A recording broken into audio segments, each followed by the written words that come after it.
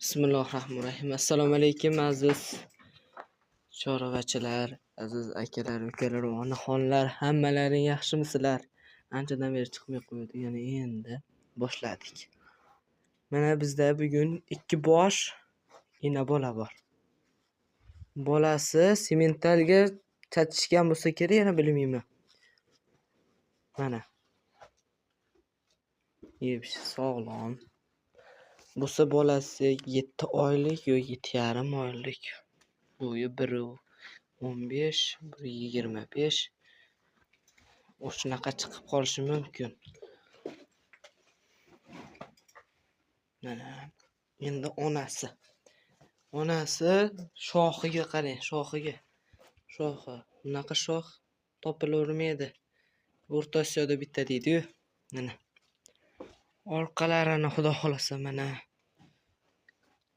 ko'rsatishga harakat qilaman.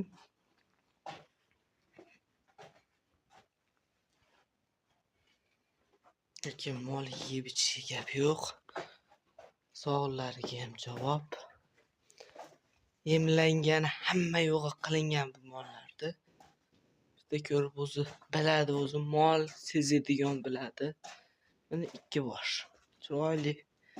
Shu pul yengilidan so'raganlar uchun dahshat kelgan.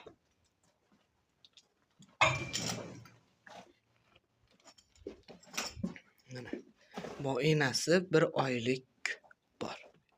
1 oylik gumon deyvergan, yolg'onchi bo'lib qolmayo. 1 oylik mol. Bu rossiyskiy paroda bo'lsa kerak. Yana bilmayman-u, shunaqa deb o'ylayman men. Bolasi semental mana. Icha qoldi yetib qolishiga. Ishqibozga 90lik 580 45 74. Mana yebishi sog'liqlari gap yana kango'lari bilan mana